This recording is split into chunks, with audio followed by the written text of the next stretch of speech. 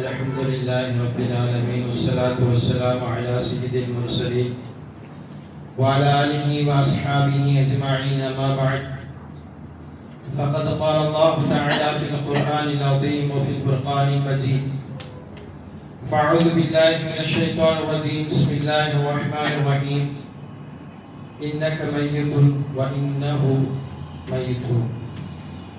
صدق الله العظيم العليم.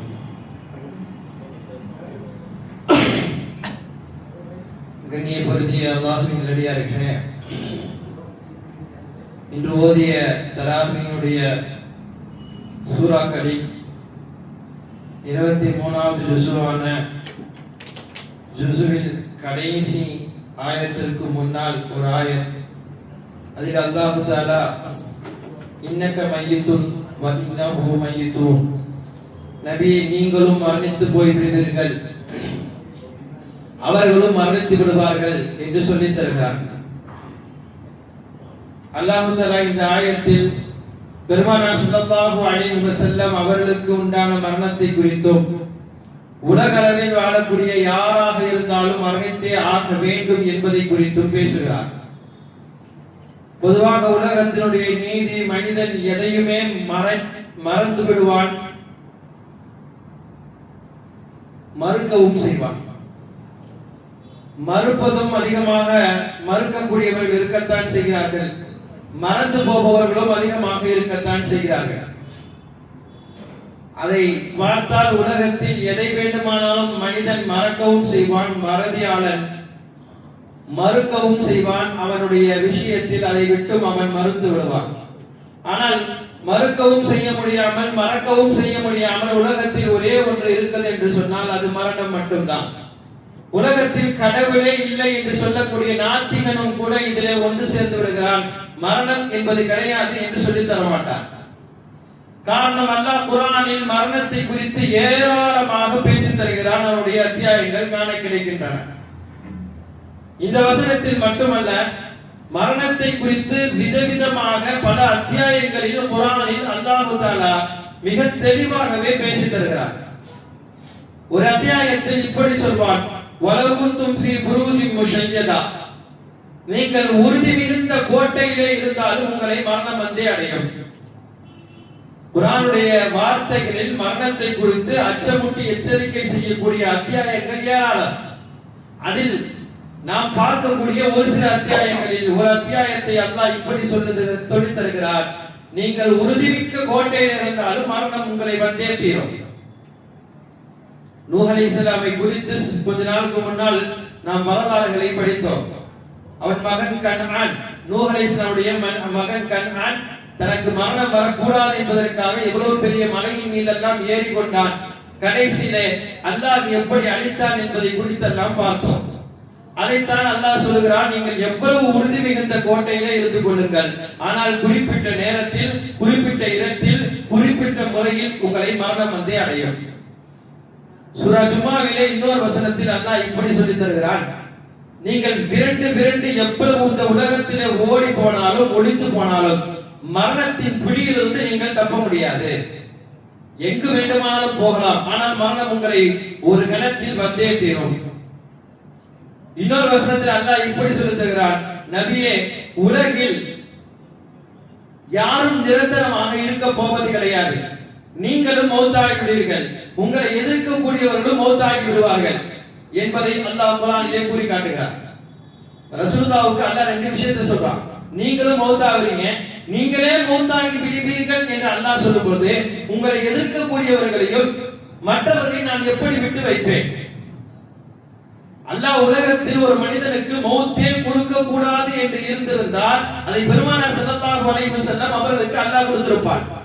நீதியாக பார்க்க போனார், பெருமானார் ஸல்லல்லாஹு அலைஹி வஸல்லம் அவர்களுக்கே மௌத் வந்து விட்டது என்று சொன்னால் உலகத்தில் எல்லோரும் மௌத்தை சுவைக்கத்தான் தீர வேண்டும். அது மலக்குல் மௌத்தாக இருந்தாலும் கூட உலகம் முழுக்க இருக்கக்கூடிய மனிதர்களை எல்லாவற்றையும் அழித்து விட்டு கடைசியாக மலக்குல் மௌத்துக்கும் அல்லாஹ் அந்த வார்த்தையை சொல்வான்: உங்கள் உயிரை நீங்களே எடுத்துக் கொள்ளுங்கள் என்று சொல்லிவிடுவான். இது மூன்றாவது அத்தியாயம். நான்காவது ஒரு அத்தியாயத்தில் அல்லாஹ் இப்படி சொல்கிறான்: வமா தத்ரி நஃப்சுன் பி ஐயி அர்தின் தமூத், மனிதன் எங்கு மரணிப்பான் என்பதை குறித்து அவன் அறிய மாட்டான், அல்லாஹ் அறிந்திருக்கிறான். மனிதனுடைய மௌத்தினுடைய நேரமும் தெரியாது, இடமும் தெரியாது, காலமும் தெரியாது, எப்படி மௌத்தாகுவான் என்ற முறையும் தெரியாது. ஆனால் மௌத்தாகி விடுவான். அந்த நேரத்தில் ஒரு நொடி முந்தவும் செய்யாது, ஒரு நொடி பிந்தவும் செய்யாது. சரியான நேரத்திற்கு சரியான முறையிலே சரியான இடத்திற்கு வந்து இஸ்ராயேல் அலைஹிஸ்ஸலாம் உயிரை கைப்பற்றி விடுவார்கள். உலகத்தினுடைய நீதி இதுதான். எல்லோருக்கும் அல்லாஹ் அப்படித்தான் உயிரை வாங்கியிருக்கிறார். இஸ்ராயேல் அலைஹிஸ்ஸலாம் வரக்கூடிய நேரத்தில் முன்னால் வாழ்ந்த உம்மத்தினர்களுக்கெல்லாம் இப்படியே சொன்னார்களாம், கொஞ்ச காலம் எனக்கு நேரம் கொடுங்கள் என்று மன்றாடுவார்கள். யாருக்கும் கொடுக்க மாட்டார். உலகத்தில் நீ அல்லாஹ்வுடைய கட்டளை செய்வதை விட்டுவிட்டு ஏதோ செய்தாய், ஆனால் எனக்கு அல்லாஹ் இப்போது கட்டளையிட்டு விட்டான், குறித்த நேரத்தில் அல்லாஹ் சொன்னபடி நான் உயிர் வாங்கி ஆக வேண்டும். சுலைமான் அலைஹிஸ்ஸலாம் காலத்தில் இஸ்ராயேல் அலைஹிஸ்ஸலாம் மனித ரூபத்தில் எல்லாம் வருவார். இஸ்ராயேல் அலைஹிஸ்ஸலாம் மனித ரூபத்தில் எல்லாம் வருவார்கள். அதுபோல சுலைமான் அலைஹிஸ்ஸலாம் ஒரு முறை மக்களுக்கு மத்தியில் பிரசங்கம் செய்து கொண்டிருக்கும் பொழுது ஒரு ஜன்னலுடைய ஓரத்தில் நின்று இருக்கக்கூடிய மனிதர்களை எல்லாம் குரு என்று பார்த்தார்கள். சுலைமான் அலைஹிஸ்ஸலாமுடைய சபை முடிந்தது. நமக்கு தெரியும், சுலைமான் அலைஹிஸ்ஸலாமுக்கு அல்லாஹ் எல்லா விதமான ஆட்சி அதிகாரத்தையும் கொடுத்திருந்தார். சபை முடிந்தவுடன் அதில் இருந்த ஒருவர் வந்து கேட்டார், நீங்கள் பார்த்தீர்களா இல்லையா எனக்கு தெரியவில்லை, ஆனால் ஜன்னல் ஓரத்தில் ஒருவர் வந்தார். அவர் எல்லாரையும் பார்க்கிறத விட என்ன அதிகமா குரு பார்த்தாரு. எனக்கு என்னமோ சந்தேகமா இருக்குது, அவரு மலக்குல் மௌத்தா இருப்பாருன்னு சந்தேகமா இருக்குது.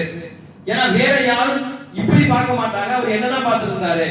அதனால அல்லாஹ் உங்களுக்கு எல்லா விதமான ஆட்சி அதிகாரத்தையும் கொடுத்திருக்கிறார்.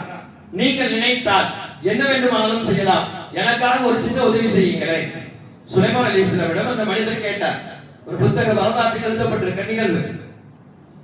கேட்டதுக்கு சுலைமான் அலைஹிஸ்ஸலாம் என்ன செய்ய வேண்டும் என்று கேட்டார்கள். அப்ப அவர் சொன்னாராம், உங்களுக்கு காற்று வசப்பட்டிருக்கிறது, அல்லாஹ்விடம் நீங்கள் காற்றுக்கு ஆணையிட்டு என்னை தூரமான ஏதாவது ஒரு நாட்டிலே மனிதர்களே வாழாத இல்லை யாரும் இல்லாத ஒரு இடத்திலே விட்டு வந்து சொல்லுங்கள், நான் அங்கு போய் ஏதாவது செய்து சாப்பிட்டு உண்டு வாழ்ந்து கொள்கிறேன் என்ற அச்சம்.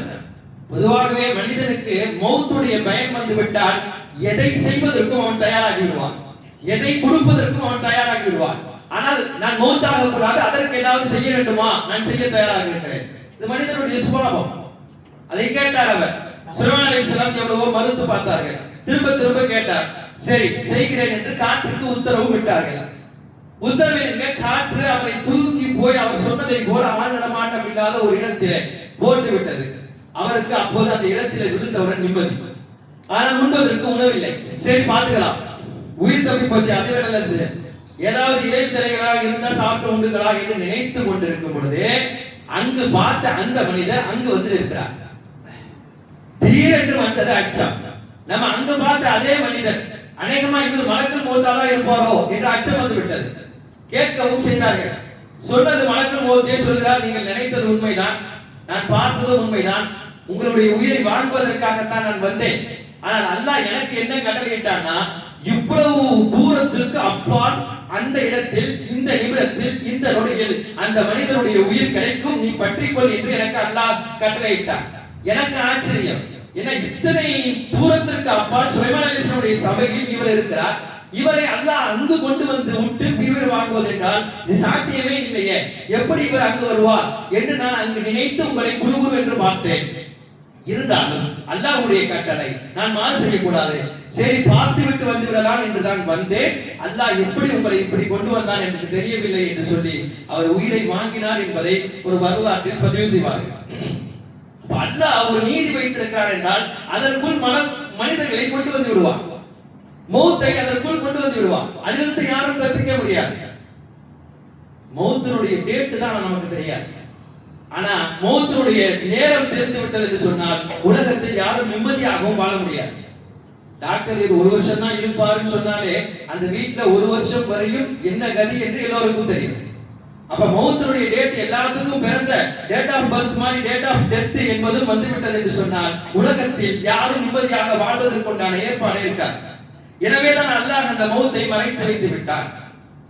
இந்த 4 அத்தியாயங்களில் இவ்வளவு தெளிவாக மௌத்தை பற்றி பேசக்கூடிய அல்லாஹ் இன்னொரு ஒரு பொதுப்படையான ஒரு வசனம், இது நம்ம அனைவருக்கும் தெரியும். சொல்ல போனால் ஜனாசாக்களுடைய வண்டியிலும் கூட இந்த வசனம் எழுதப்பட்டிருக்கிறோம். குல்லு நஃப்ஸின் தாயிகத்துல் மௌத், ஒவ்வொரு ஆத்மாவும் மௌத்தை சுவைத்தே தீரும். மௌத்தை மறப்பவர்கள் யாரும் இருக்க முடியாது, மௌத்தை மறுப்பவர்கள் உலகத்தில் யாரும் இருக்க முடியாது. நம்முடைய வாழ்க்கையிலே எவ்வளவு உபதேசம் கேட்டிருப்போம். சிறுவனாக இருக்கும் பொழுது நம்முடைய ஆசிரியர்கள் செய்த உபதேசத்தை கேட்டிருக்கலாம், பெற்றோர்கள் உபதேசம் செய்வார்கள் கேட்டிருக்கலாம், மார்க்க அறிஞர்கள் மார்க்கத்தை பற்றி உபதேசம் செய்வார்கள் ஏராளமாக கேட்டிருக்கலாம், எவ்வளவோ உபதேசங்களை கேட்டிருக்கலாம்.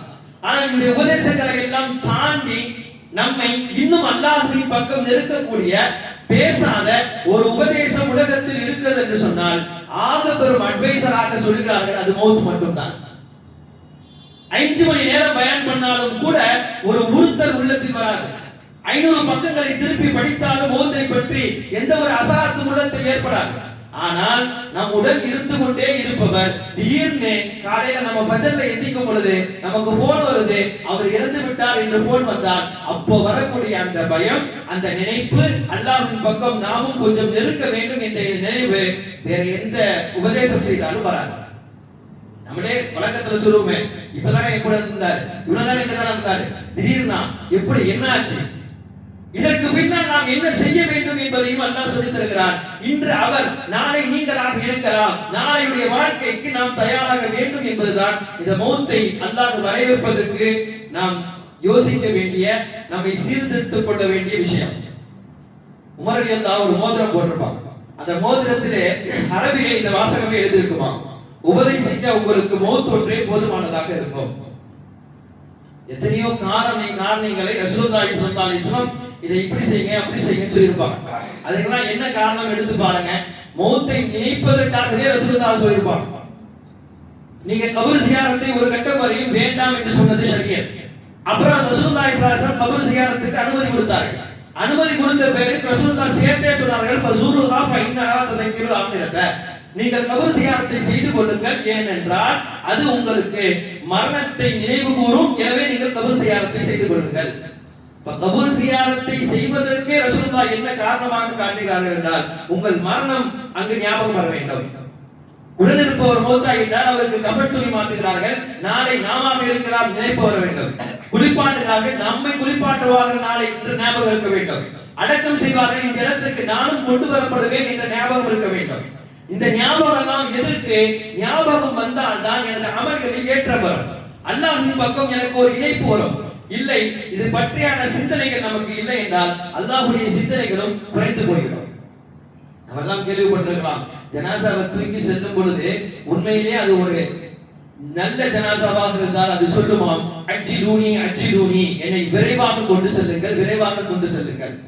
அதுவே அந்த ஜனாசா, அந்த மையத்து பாவமான அடியானாக இருந்தால் அவன் சொல்லுவானாம், ஐன தஹ்மிலூனி ஐன தஹ்மிலூனி, என்னை எங்க கொண்டு போறீங்க, என்ன எங்க கொண்டு போறீங்க என்று கேட்பான். என்னை விட்டு விடுங்கள் என்று சொல்வான். அப்ப மறுமையினுடைய வாழ்க்கை எப்போது பிறக்குகிறது என்றால், நாம் கண் மூடியவுடன் அந்த வாழ்க்கை பிறந்து விடுகிறது. கண் மூடாத வரை, இந்த கண் திறந்திருக்கும் வரை இந்த உலகம் நிஜமாக இருக்கிறது, கண் மூடிய பிறகு இந்த உலகம் பொய்யாகிறது, நாளை மறுமை உண்மையாகிறது. அதை உண்மையாக நினைத்தவர்கள் உலகத்தினால் இலகுவாக அமல் செய்வதற்கு அவர்களுக்கு சாத்தியமாக இருக்கிறது. எனவே மறுமையினுடைய வாழ்வையும் மரணத்தையும் குறித்து நினைக்கக்கூடிய நாம் இந்த ரமதானில் அதிகமாக இபாதத் செய்து மறுமைக்காக வேண்டி தயாராக வேண்டும். உலகத்தில் முடிந்து மறுமையினுடைய வாழ்க்கை என்பது, அதிலும் முதல் கட்டமான இந்த கபருடைய வாழ்க்கையை பற்றி பேசினால் பேசிக்கொண்டே போகலாம். பெருமானார் ஸல்லல்லாஹு அலைஹி வஸல்லம் சொன்னார்கள், ஒரு சஹாபி மௌத்தாகி விட்டார். அந்த சஹாபியுடைய மௌத்திற்காக அல்லாஹ் வானத்துடைய கதவுகளை திறக்க வைத்து விட்டான். அவருடைய வருகைக்காக, அவரை வரவேற்பதற்காக, அவரை வாழ்த்துவதற்காக வானத்தின் கதவுகள் திறக்கப்பட வேண்டும், அல்லாஹ்வுடைய உத்தரவு. அவருடைய ஜனாசாவை தொழுவதற்காக 70,000 மலக்குமார்களை அல்லாஹ் ஒன்று கூட்டி வைத்து விட்டான். அந்த ஒரு சஹாபியுடைய மௌத்துக்காக வேண்டி 70,000 மலக்குமார்கள் அணிதிரண்டு நின்று கொண்டிருக்கிறார்கள். நாயகம் ஸல்லல்லாஹு அலைஹி வஸல்லம் தொழுக வைக்க இருக்கிறார்கள். அந்த ஒரு சஹாபியுடைய மௌத் செய்தி கேட்டவுடன் அல்லாஹ்வுடைய அர்ஷ் நடுங்குகிறது. இவ்வளவு ஏற்றமான சஹாபியாக இருப்பார். இதையெல்லாம் பெருமானார் ஸல்லல்லாஹு அலைஹி வஸல்லம் அவருடைய மௌத்துக்கு பின்னால் சொன்னார்கள். என்ன, அவர் வஃபாத்தாகிவிட்டார். அவருக்காக வானங்களுடைய கதவுகள் திறக்கப்பட்டு விட்டது. அவருடைய வஃபாத்துடைய ஜனாசாவுக்காக 70,000 மலக்குமார்கள் அணிதிரண்டு தொழுது கொண்டிருக்கிறார்கள். அவருடைய வஃபாத்துடைய செய்தி கேட்டவுடன் அல்லாஹ்வுடைய அர்ஷ் நடுங்கிவிட்டது என்றெல்லாம் பெருமானார் சொல்லிவிட்டு அவரை அடக்கம் செய்துவிட்டு அதே மண்ணிலே இருந்து நாயகம் இதையும் சொல்கிறார்கள். இதுதான் நமக்கு முக்கியம். பெருமானார் சொன்ன வார்த்தை, அப்படி உயர்ந்த அந்த சஹாபி சஅத் இப்னு முஆத் ரலியல்லாஹு அன்ஹு அவருடைய கபருக்குழி நெருக்குவதை எனது கண்களால் நான் பார்க்கிறேன். யாரை கபருக்குழி நெருக்குகிறது? இவ்வளவு அந்தஸ்துகள் உயர்ந்த சஹாபியை குறித்து ரசூலுல்லாஹ் சொன்ன வார்த்தை, அவரை ஒரே நெருக்காக கபர் நெருக்கியது. பின்னால் அவருக்காக கபர் விசாலமானது. கபரை குறித்து அதிகமாக அல்லாஹ்விடத்தில் நீங்கள் கபருடைய வேதனையை விட்டு பாதுகாப்பு தேடுங்கள் என்று ரசூலுல்லாஹ் நினைவுபடுத்துகிறார்கள். அப்போ உலகத்தினுடைய முதல் மன்சில் என்பது கபர். உஸ்மான் ரலியல்லாஹு அன்ஹு கபர்ஸ்தானுக்கு போகவிட்டால் போனவுடன் நாடி நினைவு அளவுக்கு அழுவார்களாம். சஹாபாக்களுக்கு ஆச்சரியம். கேட்பார்களாம், நீங்கள் சாதாரண பல நேரங்களில் நரக சுவனத்தை பற்றி எல்லாம் சொல்லும் போது கூட இவ்வளவு அழுததில்லையே, ஆனால் மன்னரைக்கு வந்தால் மட்டும் இவ்வளவு அழுது விடுகிறீர்களே என்று கேட்கும் பொழுது உஸ்மான் ரலியல்லாஹு அன்ஹு அப்போது அந்த வார்த்தையை சொன்னார்கள், மறுமையுடைய முதல் மன்சில் முதல் வீடு என்பது இந்த கபர். யார் மன்னரையிலே ஜெயித்து விட்டாரோ அடுத்த விஷயம், அடுத்த மன்சில்கள் அனைத்தையும் அல்லாஹ் அவர்களுக்கு வெற்றியாக்கி வைப்பான். ஆனால் யார் இந்த மன்னரை விஷயத்தில் தோற்று விட்டாரோ அடுத்தடுத்து வரக்கூடிய வாழ்க்கையை, அடுத்தடுத்து வரக்கூடிய நிகழ்வுகளை அல்லாஹ் அவருக்கு ஒன்றுமில்லாமல் ஆக்கி விடுவான். எனவேதான் பெருமானார் ஸல்லல்லாஹு அலைஹி வஸல்லம் அதிகமாக மரணத்தை நினைவு கூற சொன்னார்கள். பெருமானார் ஸல்லல்லாஹு அலைஹி வஸல்லம் சஹாபாக்களிடம் பேசிக் கொண்டிருக்கும் பொழுது மரணத்தை நினைவு கொண்டார்கள். ஒரு சஹாபியுடைய கபர் குழி தோண்டப்பட்டிருக்கிறது. பெருமானார் ஸல்லல்லாஹு அலைஹி வஸல்லம் கேள்விப்பட்டு உடனே அந்த இடத்திற்கு போகிறார்கள். பக்கத்துல நம்மலாம் கபர் குழி பக்கத்துல எங்காச்சும் இடம் இருந்துச்சு, மேல இருந்துச்சுன்னா உட்காருவோம். அதுபோல பெருமானார் ஸல்லல்லாஹு அலைஹி வஸல்லம் அந்த இடத்துல உட்கார்ந்தாங்க. கபர் குழி தோன்ற வரை ரசூலுல்லாஹ் அங்கேயே நின்றாங்க. எல்லாம் முடிஞ்சிச்சு. பெருமானார் ஸல்லல்லாஹு அலைஹி வஸல்லம் சஹாபாக்களை பார்த்து கேட்டார்களாம், இந்த கபர் குழியை பார்த்தீர்களா? நீங்கள் யோசிச்சிருக்கீங்களா? கொஞ்சம் யோசியுங்கள். இந்த கபர் குழி இன்னைக்கு இவருக்காக தோண்டப்பட்டிருக்கிறது, நாளைக்கு நமக்காக தோண்டப்படும். அப்படி தோண்டப்படும் பொழுது நாம் இந்த இடத்திலே இருப்போம். இந்த இடத்திலே வருவதற்காக நீங்கள் யார் அமல் செய்கிறீர்களோ அமல் செய்து கொள்ளுங்கள் என்று பெருமானார் ஸல்லல்லாஹு அலைஹி வஸல்லம் சஹாபாக்களிடம் பேசினார்கள். ரசூலுல்லாஹ் என்ன சொல்ல வராங்க? நீங்கள் அமல் செய்து கொண்டால் அமல் செய்து கொள்ளுங்கள் என்று ரசூலுல்லாஹ்வுடைய இந்த வார்த்தை நமக்கு சொல்லி தருகிறது. அமல் செய்தால் அந்த இடம் என்பது பூஞ்சோலையாகும். அமல் செய்யவிட்டால் அந்த இடம் என்பது கபருக்குழி என்பது அது மிகப்பெரிய படுகொலியாக ஆகுவதற்கும் வாய்ப்பு இருக்கிறது. சந்தர்ப்பம் கிடைக்கும் பொழுதெல்லாம் பெருமானார் மரணத்தை குறித்து சஹாபாக்களை யோசிக்க சொன்னார்கள். வெளிப்பள்ளியிலே சஹாபாக்கள் ஒன்று கூடி சும்மா, அவர்களும் மனிதர்கள் தானே, பேசிக்கொண்டே இருக்கும் பொழுது வெடிச்சிருப்பு சிரித்தார்கள், சத்தமாக சிரித்தார்கள், பல் தெரியும் அளவுக்கு சிரித்தார்கள். ரசூலுல்லாஹ் அந்த அளவுக்கு கலந்து போனாங்க. பெருமானார் ஸல்லல்லாஹு அலைஹி வஸல்லம் கூப்பிட்டு கண்டித்தார்கள், என்ன இப்படி சிரிக்கிறீர்களே? நான் பார்ப்பதை நீங்கள் பார்த்தால் இவ்வாறு சிரிக்க மாட்டீர்கள். ரசூலுல்லாஹ் என்ன சொன்னாங்க? ரசூலுல்லாஹ்வுக்கு இந்த கபருடைய வேதனை, நரகத்துடைய வேதனை, அனைத்தும் சுவனத்துடைய சுகபோகங்கள் எல்லாம் கண்ணால் காட்டப்பட்டது. எனவேதான் ரசூலுல்லாஹ் சொன்னார்கள், நான் பார்த்ததை எல்லாம் நீங்கள் பார்த்தீர்கள் என்றால் நீங்கள் இவ்வாறு சிரிக்க மாட்டீர்கள். முழுக்க அல்லாஹ் குர்ஆனிலே இத்தனை அத்தியாயங்களை வழிநெடுக்கிறோம் மரணத்தை குறித்து, மௌத்தை குறித்து பேசுகிறான் என்றால் மௌத்தினுடைய நினைப்பு வந்தவனுக்கு கண்டிப்பாக அதிகமாக அமல் செய்வதற்குண்டான பாக்கியத்தை அல்லாஹ் கொடுப்பான். பெருமானார் ஸல்லல்லாஹு அலைஹி வஸல்லம் கடைசி கட்டம், ரசூலுல்லாஹ் மௌத்தாகுவதற்கு ஒரு மாதம் இருக்கிறது. 63 வயது ரசூலுல்லாஹ்வுக்கு. கடைசி ஜும்மாவுக்கு பெருமானார் வரும் பொழுதே தலையிலே நல்ல ஈர துணியை கட்டி கொண்டு சரியான தலைவலியில் பெருமானார் வருகிறார்கள். மெம்பர் படியிலிருந்து ரசூலுல்லாஹ் பயான் நிகழ்த்துகிறார்கள். பெருமானார் வருடத்திற்கு ஒரு வருடம் வஃபாத்திற்கு முன்னாலே தான் அல்லாஹ்விடத்திலே செல்வதை பலவிதமான செய்திகளுடன் சஹாபாக்களிடம் சொல்லியிருக்கிறார்கள். புரிந்த சஹாபாக்கள் எல்லாம் அழுதும் இருக்கிறார்கள். ரசூலுல்லாஹ்வுடைய கடைசி மௌத்து நிலை ஒரு வாரம் 2 வாரத்துக்கு முன்னாடி கடைசி ஜும்மா. அந்த ஜும்மாவிலே பெருமானார் ஸல்லல்லாஹு அலைஹி வஸல்லம் மெம்பர் படியில் ஏறி இந்த வார்த்தையை சொன்னார்கள், அபுதுன், ஒரு அடியான், அந்த அடியானை அல்லாஹ் பார்க்க விரும்புகிறான். அல்லாஹ் அந்த அடியானை கேட்டான், உயிரை கேட்டான், உலகத்தில் வாழ விருப்பமா, என்னிடம் வர விருப்பமா என்று அந்த அடியானுக்கு அல்லாஹ் கேட்டான். கையரல்லாஹு ஃபக்தாரல்லாஹ், அந்த அடியான் அல்லாஹ்வை தேர்ந்தெடுத்து கொண்டான். அது எந்த அடியானா ரசூலுல்லாஹ் சொல்லல. ரசூலுல்லாஹ் வெறுமனே இந்த வார்த்தையை தான் சொன்னார்கள். முதல் சஃபில் இருக்கக்கூடிய அபூபக்கர் ரலியல்லாஹு அன்ஹு குலுங்க எல்லோரும் பார்க்க என்று அழுதார்கள். அந்த அபூபக்கர் ரலியல்லாஹு அன்ஹு தெரிந்தது என்னவென்றால் அல்லாஹ் பெருமானாரை அழைப்பதற்கு அழைப்பு விடுத்திருக்கிறார், அதற்கு ரசூலுல்லாஹும் சரி என்று சொல்லியிருக்கிறார்கள். உலகத்தில் யாரும் மரணிக்காதவர்கள் என்பது கிடையாது. எல்லோரும் மரணித்தாக வேண்டும். மரணத்தை இருப்பதனால் தான் அல்லாஹ்வுடைய அச்சமும் பிறக்கிறது. உலகத்தில் மரணத்தை கொடுக்கவில்லை என்றால் அல்லாஹ்வுடைய அச்சமும் வரவே வராது. நான் ஆரம்பத்தில் ஓதிய அந்த ஆயத்தினுடைய மிகப்பெரிய விளக்கமும் அதுதான். இன்னக்க மையத்தும் இன்னஹு மையத்துன். நபியே நீங்களே மௌத் அப்படின்னும் பொழுது மத்தவங்களை சொல்லி ஆகணுமா? அப்ப எல்லோரும் மௌத் ஆகிதான் ஆக வேண்டும் என்பதையும் பெருமானார் ஸல்லல்லாஹு அலைஹி வஸல்லம் சொல்லதான் செய்திருக்கிறார்கள். பல நேரங்களில் முஆத் ரலியல்லாஹு அன்ஹுவை கவர்னராக யமனுக்கு அனுப்பும் பொழுது முஆத் ரலியல்லாஹு அன்ஹு அவரிடம் ரசூலுல்லாஹ் சொன்ன வார்த்தை இதுதான். முதல்ல கேட்டார்கள், முஆத் அங்க கவர்னராக போறீங்க, போகும்போது ஏதாச்சும் ஒரு பிரச்சனை உங்கள்ட்ட எடுத்துட்டு வராங்கன்னா நீங்க எதை வச்சு தீர்ப்பு சொல்வீங்க? முஆத் ரலியல்லாஹு சொன்னாங்க, யா ரசூலுல்லாஹ் நான் குர்ஆனை கொண்டு தீர்ப்பு சொல்வேன். ஃபைல்லம் யஜித் நீங்க குர்ஆன்ல பெற்றுக்கொள்ளறனா? ரசூலுல்லாஹ் கேட்ட அடுத்த வார்த்தை, யா ரசூலுல்லாஹ் நான் நபி மொழியிலிருந்து உங்கள் சுன்னத்திலிருந்து நான் தீர்ப்பு சொல்வேன். ஃபைல்லம் யஜித் நீங்கள் அதிலையும் உங்களுக்கு கிடைக்கலனா மூன்றாவதாக சொன்னார்கள், குர்ஆன் ஹதீஸின் மூலமாக எனது அறிவின் ஆய்வை கொண்டு நான் தீர்ப்பு சொல்வேன். முஆத் ரலியல்லாஹு அன்ஹு பெருமானார் ஸல்லல்லாஹு அலைஹி வஸல்லம் தட்டி அவர்களுக்காக துஆ செய்துவிட்டு சொன்னார்கள், முஆத் நீங்கள் சரியாக சொன்னீர்கள், உங்களின் மூலமாக வரக்கூடிய காலங்களில் இந்த குர்ஆன் ஹதீஸை அல்லாஹ் பாதுகாப்பான் என்றெல்லாம் வார்த்தைகளில் சிலரை சொல்லிவிட்டு ரசூலுல்லாஹ் சொன்னார்கள், நீங்கள் இப்போது செல்லலாம், நான் அடுத்த ஆண்டு நீங்கள் இந்த இடத்திற்கு வரலாம், ஆனால் நீங்கள் வரும்போது நான் இருப்பேனா என்று சொல்ல முடியாது, எனது கபரை நீங்கள் கடந்து செல்லலாம் என்றார்கள் பெருமானார் ஸல்லல்லாஹு அலைஹி வஸல்லம்.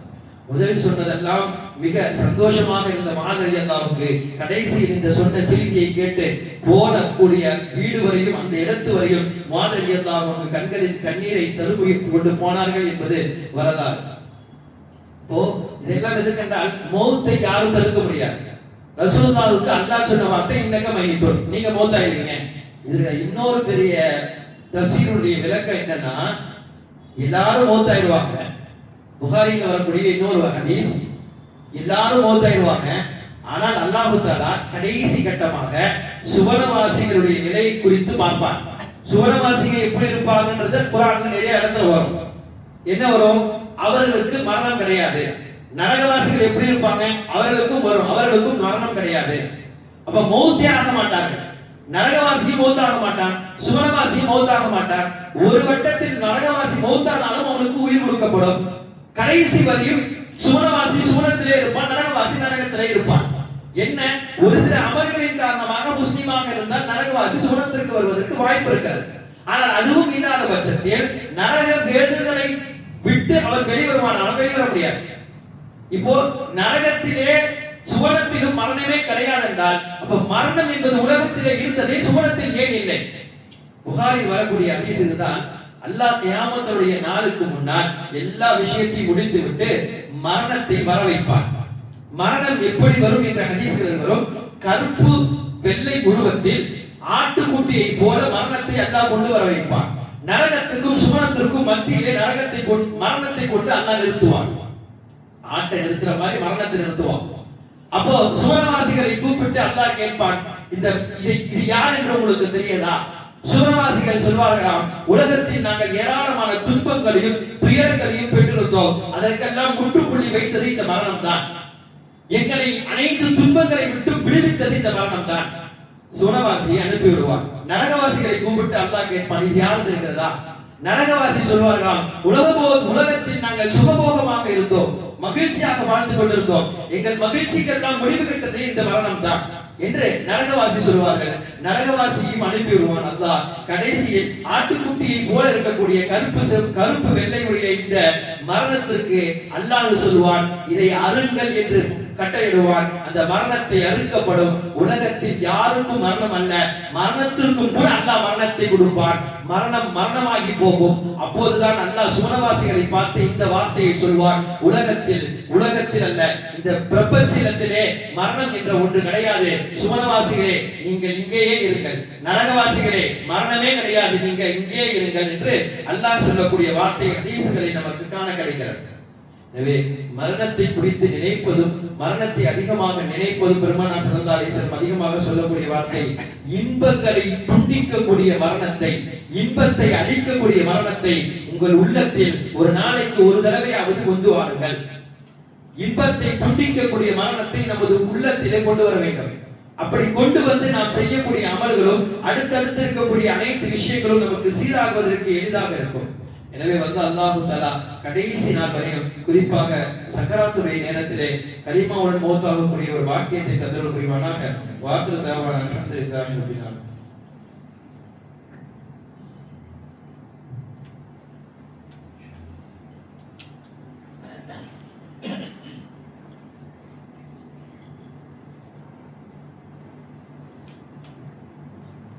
الحمد لله رب العالمين اللهم صل على سيدنا